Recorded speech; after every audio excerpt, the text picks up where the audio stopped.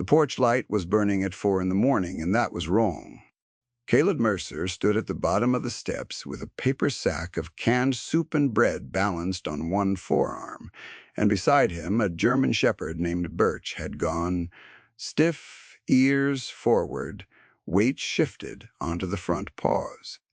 The dog had walked this porch 50 times across the past year and never once made a sound. Now a low note rose in his chest, steady and certain, aimed at the dark seam under the front door. Caleb set the sack down on the top step the way he always did. He did not knock, he never knocked. That was the arrangement, the only rule the food bank had given him for this particular address, which was to leave it. Do not ring. The man inside does not open the door for anyone. Tonight the porch light was on, and the curtain in the front window had been pulled back an inch and left that way, and Birch would not stop that low warning sound. Something on the other side of that door had changed, and Caleb felt the old training wake up in him, the part that read a quiet room and counted the exits before the rest of him caught up. If a story about loyalty and the long way home means something to you, stay with this one to the end. It earns its ending slowly, the way the best ones do. For a year, Caleb had driven the same loop through the town of Harlow Bend, a gray little place tucked into the folds of the eastern Tennessee hills where the fog sat in the hollows until almost noon. He had come there the way he came everywhere now, which was to say he had not really come at all, only stopped moving for a while. After 2 tours and 11 years in the Marine Corps, after the convoy work and the long deserts and the day they handed him his papers and a folded flag belonging to a man named Doyle, who had ridden beside him, he took the food bank route because it was honest work that asked nothing of him but to show up before dawn and carry weight. To doors, he was good at carrying weight. He had been carrying it so long he no longer noticed it was there. Birch had come to him 3 years back, a working dog washed out of a county program for being too watchful, too unwilling to let a stranger near the people he had decided were his. The trainer had called it a defect. Caleb had looked at the dog sitting square and unmoving in the corner of that kennel, dark eyes tracking every hand in the room, and recognized something he did not have a word for. He signed the paper that afternoon. Birch had not left his side since. The shepherd rode in the passenger seat with his nose to the cracked window, and he learned the route the way Caleb learned it.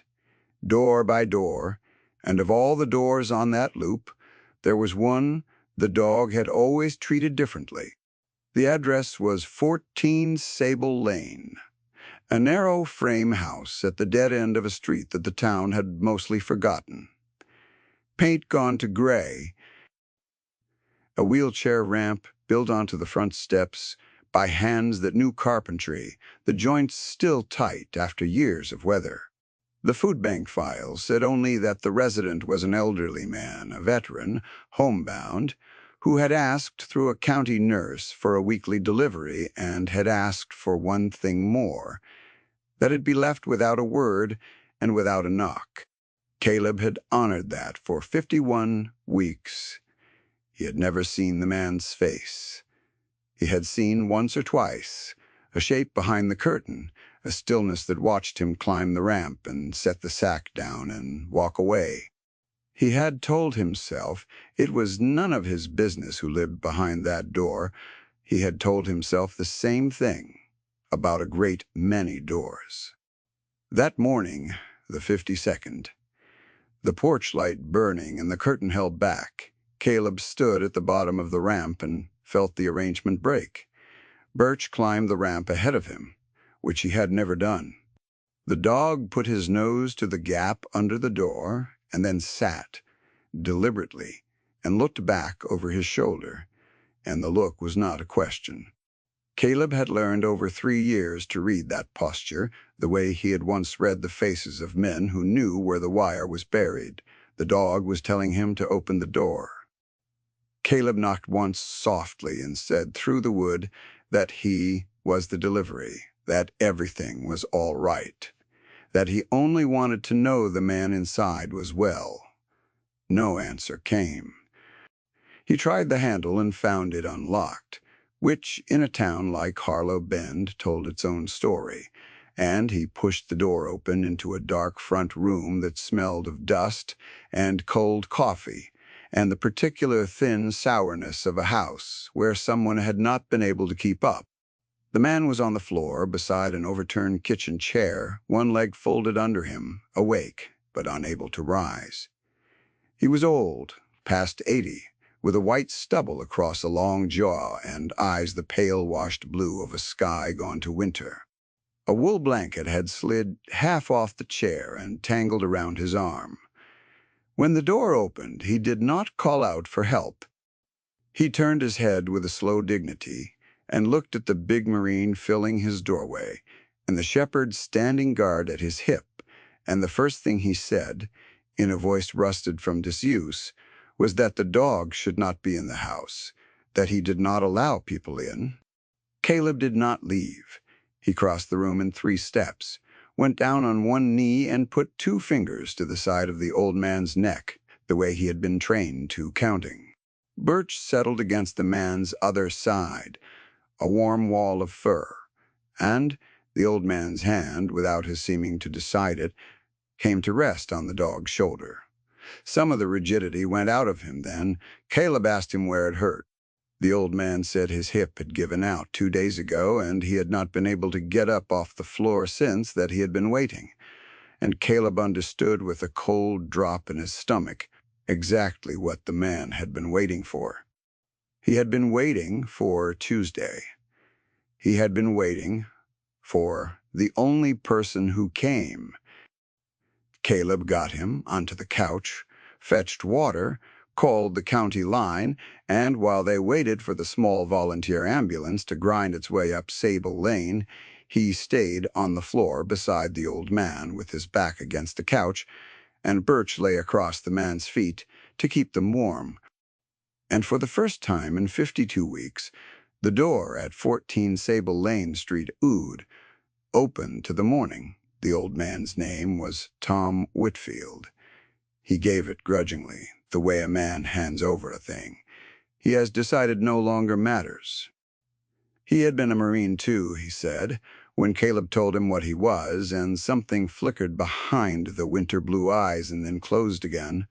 Korea, he said. And then nothing more. And Caleb knew the shape of a door shutting and did not push on it. The ambulance took Tom to the small county hospital in the next town over with a fractured hip, and Caleb followed in his truck with Birch in the passenger seat. He told himself he was only making sure the man got settled, that he would go back to his small life by afternoon. He did not yet know why the name Whitfield had landed in him like a stone dropped down a well, why it kept sounding the longer he drove. The doctor at the county hospital was a tired woman named Reyes, who had seen too many old men come in off the floors of cold houses. She told Caleb the hip would need surgery, that Tom had no listed family, no emergency contact, nothing but a name and a service record and a social security number that put his age at 83. She asked with the flat practicality of someone who had asked it before whether Caleb intended to be involved, because the alternative was the man would be moved into county care after the surgery, and the house on Sable Lane would go to the bank, and the way she said it told Caleb she expected him to do what most people did, which was to say he was only the delivery driver and to leave. Caleb stood in the hallway with his hat in his hands and Birch leaning against his leg, and he thought about the porch light burning at 4 in the morning, about a man lying 2 days on a cold floor waiting for Tuesday, and he heard himself say he would be involved. He did not entirely know why. He told himself it was the core, the old unwillingness to leave a Marine on the field. He told himself it was Birch who had chosen the man, and the dog was rarely wrong. He did not yet let himself think the other thing, the name had started ringing in him, because that thing was too large and he had spent 11 years learning to keep his life small. He went back to the empty house that afternoon to gather a few things Tom might want in the hospital: a change of clothes, the reading glasses he found folded on the windowsill, and that was when the house began to speak to him. There were photographs on the walls, the kind of black and white squares that fade to brown at the edges. And Caleb walked the narrow hall, reading them the way he had read the photographs in the houses of the dead overseas, looking for the story a room tells when its keeper cannot. Young men in dress blues, a woman with dark hair, laughing on a porch that was this porch before the paint went gray. And then, at the end of the hall in a plain wood frame, a photograph that stopped him where he stood. It was a picture of two boys on the steps of a farmhouse. The older one, maybe 12, the younger one, maybe 6. And the younger boy had a gap where a front tooth should be, and a cowlick that no amount of water would lie down. And Caleb knew that cowlick. He had spent his whole childhood fighting it in the mirror. He turned the frame over with hands that had stopped being steady and found, written on the back in pencil gone silver with age, 2 words and a date. Tom and Raymond, it said. And the year was the year his own father had been 6. His father's name had been Raymond Mercer. His father had told him almost nothing about where he came from, only that he had grown up hard in the Tennessee hills and left at 17 and never looked back. That there had been a brother, an older brother, gone to the war and come home wrong, and the family broken on the rocks of it. His father had said the brother's name exactly once. On the last night, Caleb saw him alive in a hospital room that smelled like this one, and the name had been Tom. Caleb had been 19 and shipping out, and he had not asked the questions a son should ask. And then his father was gone, and the questions had no one left to answer them. For 31 years, the brother had been a closed door in a story Caleb had stopped telling himself. And now he stood in the brother's hallway with the brother's photograph in his hands and Birch pressed warm against his leg. And the man he had been feeding through a closed door for a year, the man he had found dying slowly on a cold floor, was his father's brother, was his uncle, was the only blood he had left in the world. Caleb sat down on the floor of that hallway, and Birch climbed into his lap. All 80 pounds of him, the way the dog did only when something in Caleb had cracked, and the big Marine put his face into the dog's fur and stayed there a long while as the gray afternoon light moved across the photographs of his family on the wall. He did not tell Tom right away. He told himself it was because the man was facing surgery and did not need the shock. But the truer reason was that Caleb did not know how to say it, did not know what it asked of him to say it, because saying it out loud would mean he had a family again, and he had built his whole small life on the foundation of having none. So he went to the hospital every day and sat with the old man and said nothing about the photograph. He brought Birch, who was not strictly allowed, and the nurses looked the other way, because the change in the old veteran when the dog came through the door was a thing worth bending a rule for. Tom Whitfield, who did not allow people in, who had not spoken a soft word in years, talked to that dog. And slowly around the dog, he began to talk to Caleb too. The first afternoons were almost silent. Caleb would carry a chair to the side of the bed and sit with his hat on his knee and say very little, because he had learned a long time ago that a man like Tom did not answer questions, he answered presents. Birch would put his front paws on the rail and lay his head on the blanket, and the old man's hand would come up and find the thick fur behind the dog's ears, and after a while the hand would stop trembling. One day Tom asked, without looking at Caleb, what the dog's name was. Caleb told him. Birch, after the tree, he said, because the dog had been found half-starved under a fallen birch in a county lot, and Tom nodded slowly and said that was a good name for a thing that had held on through a hard winter. It was the longest sentence the old man had offered, and Caleb understood it was not really about the dog. The next day, Tom ate the whole tray of food the nurse brought, which she said he had not done since he came in, and on the day after that he asked Caleb to bring him the reading glasses from the windowsill at home. And Caleb knew that the door, the real door, the one no county nurse had ever gotten through, had come unlatched at last. He talked about Korea in pieces, the way a man unloads a truck he has been carrying too long, one box at a time. The cold there, he said, was a cold that got into the bones and stayed for 60 years. He had come home in 1953 and found he could not be in a room with his own family, that the slightest sound sent him to the floor, that he frightened the people he loved without meaning to. His younger brother Raymond had been a boy, then 6 years old, and had looked at Tom with a fear that Tom could not bear. And so Tom had done the thing he believed was a kindness. He had let them think the worst of him rather than make them live beside the wreck the war had made. He had carried the guilt of that leaving for 60 years.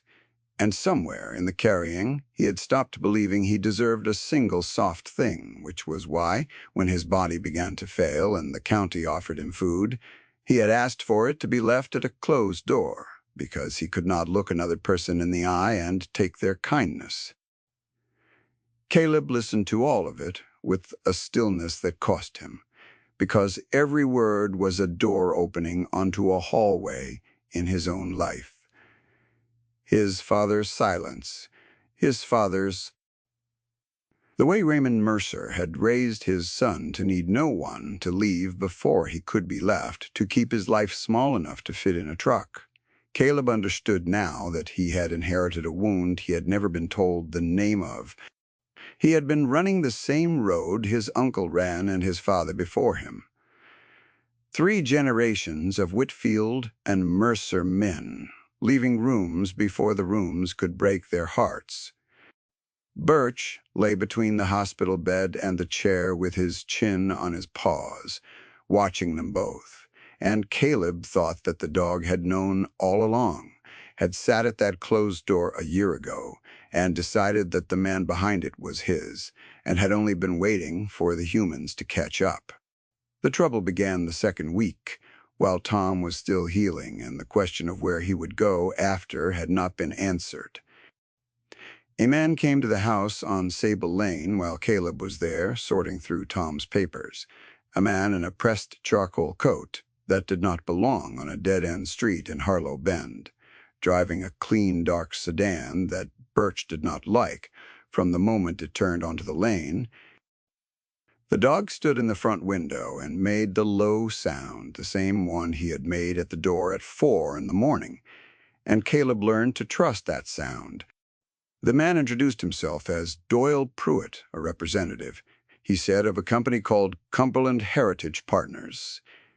And he had come, he said, with a smile that did not move his eyes, to discuss the unfortunate situation of Mr. Plam, Whitfield's property. There was, Pruitt explained, in the over-smooth way of a man reading from a script he had used many times, a lien against the house. End quote.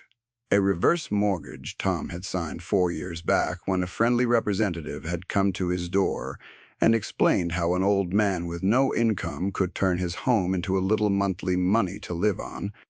Tom had signed because he was 80 and alone and afraid, and the papers had been thick and the print small, and buried in them was a clause that the loan came due in full the moment the borrower spent more than 12 consecutive months out of the home.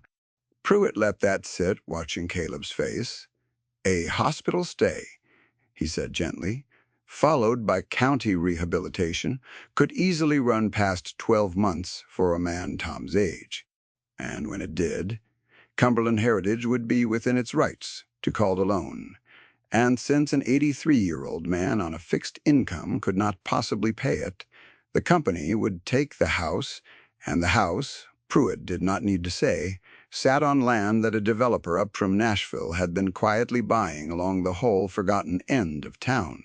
Caleb stood very still in the doorway and listened to a smooth man explain, in the language of paperwork, how they intended to steal his uncle's home out from under him by making sure the old man never came back to it. He understood the shape of it at once. It was the same shape he had seen in a dozen countries, the strong taking from the weak and calling it law, and he felt the old protective anger rise in him, and he held it down the way the Corps had taught him to hold everything down. He did not raise his voice. He thanked Mr. Betta, Pruitt, for the information and watched him drive away, and Birch watched the sedan all the way to the end of the lane. And then Caleb went inside and sat down with Tom's papers and began, for the first time in a long time, to fight. He did not fight the way the younger man inside him wanted to, with his hands. He fought the way the work had taught him, with patience and evidence, and the slow assembly of a case. He read every page of the reverse mortgage by lamplight, his finger moving line by line, until he found the clause Pruitt had quoted, and then he kept reading, because a man who has cleared rooms learns that the danger is always in the part you did not check. And there, in the dense gray print near the back, he found something Pruitt had not mentioned. The 12-month clause had an exception.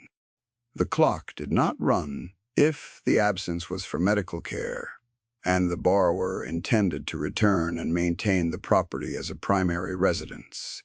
Tom intended to return. Caleb intended to bring him home. And the property would be maintained. Because Caleb would maintain it, he understood that Pruitt had counted on no one reading that far. Pruitt had counted on an old man, alone, with no family, no one to sit under a lamp and read the small print, no one to fight. He had not counted on a marine delivery driver who turned out to be the old man's blood. Reading the clause was not the same as winning, though. Cumberland Heritage had lawyers, and Caleb had a truck and a dog, and he knew that the company would not simply concede because a clause existed. They would argue that Tom had abandoned the property, that the house was already falling down, that an old man would never return to live alone in it, and a court might believe them, because courts often believed the side with the pressed coat. So Caleb set about making the argument impossible to win. He moved into the house on Sable Lane. He brought his few boxes from the truck and set them in the spare room. And he began in the gray, cold mornings before his food bank route and the gray, cold evenings after, to repair the house his uncle had let go. This was where the town began to find him. Harlow Bend was a place that had been left behind the way Sable Lane had been left behind, full of people the world had stopped seeing, and they noticed when a big Marine and his shepherd started carrying lumber up a dead-end street. The first to come was a woman named Edith Crane, who ran the diner on the square and had known Tom Whitfield since before he closed his door, who remembered him as a young man and had grieved the way he disappeared into that house. She came up the lane one evening with a foil pan of cornbread and a hard look, and she asked Caleb what he thought he was doing, and when he told her the truth, that the man inside was his uncle, and a company meant to take his home, Edith Crane set the cornbread on the porch rail and said she would bring the men who could swing a hammer. She stayed an hour that first evening, standing in the cold with her coat buttoned to the throat, and she told Caleb things about Tom Whitfield that the old man would never have told him. She had been a girl behind the counter when Tom came back from Korea, she said, and she remembered the day he stopped coming into town for good. He had been sitting at the end of the counter with a cup of coffee going cold in front of him, and a truck had backfired out on the square, and the cup had hit the floor and shattered, and Tom Whitfield had been under the table before the sound finished shaking, a grown man on the floor of a diner with the whole town watching. He had walked out and he had not come back, not in 60 years, and Edith had sent a plate up to that house every Christmas for 40 of them, and never once gotten a word in return. She looked at the new lumber stacked on the porch, and at the shepherd lying watchful in the yard, and her hard look softened at the edges. Birch lifted his head and considered her, and then he rose and crossed the yard and sat down at her feet, deliberately, the way he had sat at the closed door a year before, and Edith Crane put a hand to her mouth. She said she would be back at first light with the cornbread crowd. She kept her word. They came over the following weeks the way water finds the low place. A retired carpenter named Salfero, whose hands shook now, but whose eye for a true joint had not failed, came and showed Caleb how to rebuild the rot in the porch where the ramp met the steps. 2 younger men from the church, brothers who laid tile for a living, re-shingled the roof on a Saturday and would not take $1. A widow named June brought curtains. The boy who pumped gas at the station, 16 and quiet, came after his shifts and learned to sand a board under Sal's growled instruction, and Birch lay in the yard and watched them all with his ears up, and the dog who did not let strangers near his people learned the smell of every one of them. Caleb stood in the middle of it some evenings and did not know what to do with what he felt, because he had spent 11 years believing that people did not come, that you carried your weight alone, and here was a whole forgotten town carrying it with him. He went to the county hospital, and then to the rehabilitation home where Tom had been moved, and he told the old man finally what he had found in the photograph. At the end of the hall, he brought the frame with him. He set it on the bedside table and turned it so Tom could see the 2 boys on the farmhouse steps, and he said, in a voice that did not want to work, that the younger boy was his father, that Raymond Mercer was his father, that he, Caleb, was Tom's brother's son. The old man looked at the photograph for a long time. His hand came up and touched the glass over the face of the gap-toothed boy he had left behind 60 years ago, the brother he had frightened and abandoned and never seen again, and the winter blue eyes filled and overflowed, and Tom Whitfield wept the way old men weep, without sound, the tears running down into the white stubble.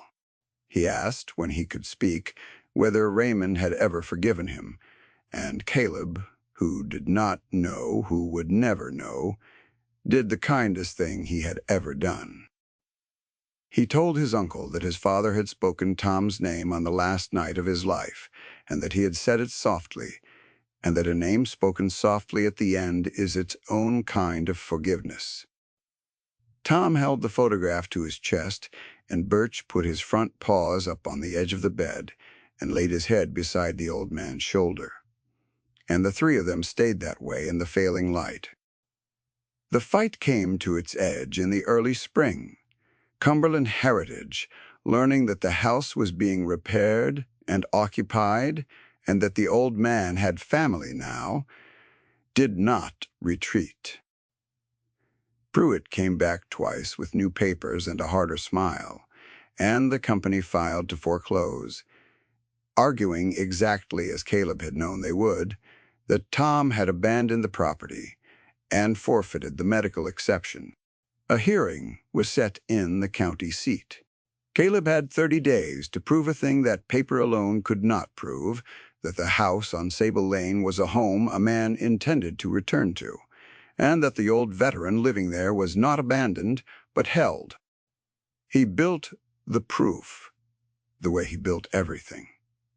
Now, with the town, Edith Crane wrote down what she remembered, 60 years of Tom Whitfield's life in Harlow Bend, and the county nurse who had first arranged the deliveries wrote down the medical truth of his absence, that it was care and not abandonment, Sal Theroux and the Church brothers signed a plain statement that the house was sound and maintained, and they enclosed photographs of the new roof and the rebuilt porch and the curtains in the windows. The boy from the gas station, it turned out, was good with a camera, and he took a picture that Caleb would keep for the rest of his life of Tom Whitfield home for a single afternoon visit in a borrowed wheelchair on his own rebuilt porch with Birch's head in his lap and the spring light on his face. And that picture said what no clause could say, that this was a man who belonged to a place and a place that belonged to a man. Caleb knew, though, that pictures and statements might not be enough against a company with lawyers, and so he did. The last thing. The thing that turned the case. He went looking for the men who had come to Tom's door 4 years ago with the reverse mortgage, and he found, through the county recorder and a patient week of reading filings, that Cumberland Heritage had done this before. The same clause, the same pattern, the same forgotten edges of small towns up and down the Cumberland Plateau. Old people alone signing papers they could not read, and a developer waiting to assemble the land. It was not a crime committed against one old man. It was a machine, and Tom Whitfield was one tooth in its gears.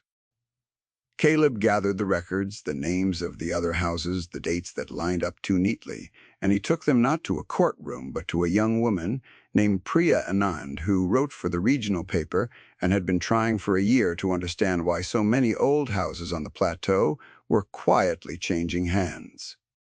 When the hearing came, the county courtroom was not empty the way Cumberland Heritage had expected it to be. Edith Crane was there in her good coat, and Sal Farrow with his cap in his shaking hands, and the Church brothers in their Sunday clothes, and June and the boy from the gas station who had washed the sawdust off and combed his hair, and a dozen more from Harlow Bend who had decided that the forgotten end of town was not going to be forgotten this time. They filled 3 rows of the gallery and sat with the patient stillness of country people who had waited their whole lives for a room like this to finally listen to them. Caleb sat beside his uncle's empty wheelchair space with Birch lying at his feet, the dog permitted because the judge, an old man himself, had taken one look and said nothing. The lawyer for Cumberland Heritage made the argument Caleb had known. He would make abandonment default, the cold arithmetic of the clause. And then Caleb's side answered, not with one voice, but with many, the nurse and the carpenter and the diner owner and the photographs, the whole accumulated weight of a town testifying that a man was not abandoned. And last, the lawyer entered into the record, the regional paper's story which had run that morning under Priya Anand's name, laying out the pattern across the plateau, the dozens of houses, the machine, and the developer whose name was now public and whose other deals were now in question. The judge did not rule that day with a thunderclap. Justice in the real world rarely arrives that way. He ruled carefully and in the dry language of the law that the medical exception applied, that Tom Whitfield had not abandoned his home, that the foreclosure was denied. Cumberland Heritage did not stand and rage. The lawyer in the pressed coat gathered his papers and left quietly, the way these companies always leave, already calculating which other forgotten street might be easier, and Doyle Pruitt was not seen in Harlow Bend again. There was no satisfying collapse of a villain. There was only an old man's house saved, and a paper trail, now in the hands of a reporter and a county that had started asking questions, and the slow machinery of consequence beginning finally to turn against the machine. Caleb brought Tom Whitfield home on a morning in April when the fog had finally lifted off the hollows and the dogwoods along Sable Lane had come into white bloom. The town had finished the house. The porch was solid, the roof was new, the windows held June's curtains, and there was a ramp rebuilt by Sal Ferro's shaking hands that was truer than the one Tom had built himself 60 years before. They carried the old man up it in his chair and set him in the front room where the morning light came in, and Edith Crane had laid out food enough for the whole street on the kitchen table. And the people who had built the house back filled it, and the door at 14 Sable Lane, which had been closed against the world for so many years, stood open to all of them. Tom Whitfield sat in the light, with his nephew on one side and a German shepherd's chin on his knee, and he looked around the room full of people he had spent a lifetime believing he did not deserve. And the look on his face was the look of a man who has set down a weight he carried for 60 years. He took Caleb's hand. He did not make a speech. He only said, in his rusted voice, that he had kept the door closed because he thought there was nothing behind it worth a person's trouble, and that he had been wrong, and that he was glad before the end. Caleb held the old man's hand and could not speak, and Birch, who had known from the very first cold morning that the man behind the closed door was theirs, lay down across both their feet and let out a long breath. And the room was warm, and the war that lived in 2 generations of Mercer men. Caleb stayed in Harlow Bend. He had spent 11 years and 3,000 miles learning to leave before a place could become a home, and he set that habit down on the porch at 14 Sable Lane and did not pick it back up. He kept the food bank route, but now the man at the dead end of Sable Lane opened the door. And there was coffee, and there was an old Marine telling a younger one the stories his father had never lived to tell. The family history Caleb had thought was lost being handed back to him a piece at a time across a kitchen table. He learned the names of his grandparents. He learned that the farmhouse in the old photograph still stood 2 counties over, and that the dogwoods Tom planted as a boy still bloomed there. He learned that he came from somewhere, and that the somewhere had a door he was welcome to walk through, and for a man who had built his whole life on belonging to no one, that was everything. Tom Whitfield lived another 2 years, good years, with his nephew under his roof and his town at his door, and a German shepherd asleep at the foot of his bed. When he passed, it was in the spring, in his own home, in the light, and the whole of Harlow Bend came up Sable Lane to stand on the porch they had rebuilt. Caleb buried him beside the brother he had loved and failed and finally been forgiven by. And on the stone he had the mason carve the 2 names that had been written in pencil on the back of an old photograph, Tom and Raymond, the boys on the farmhouse steps, together again. And he kept the house. He kept the door open. And Birch, growing gray around the muzzle, now still walked the porch each morning and put his nose to the air and stood guard over the place his instinct had claimed before any of the humans understood, the home he had found for all of them at the bottom of a dead-end street. If you have been carrying a closed door of your own, a person you walked away from, a family you decided you were better off without, hear this before you go. The people we leave behind are sometimes the very people who would have carried our weight if we had only let them, and it is almost never too late to knock. Caleb Mercer spent a year leaving a sack of food at a door he would not open, never knowing that his only family was waiting on the other side of it, and the day he finally opened that door, he got back everything he thought he had lost. You may have a door like that. You may have someone on the other side of it still. Go while there is time. Knock. May God watch over you and the ones you love. May he soften the doors you have kept closed, and may you find, as one wandering man finally did, that the way home was waiting at the end of a road you almost never drove. Stay well, and stay close to your people.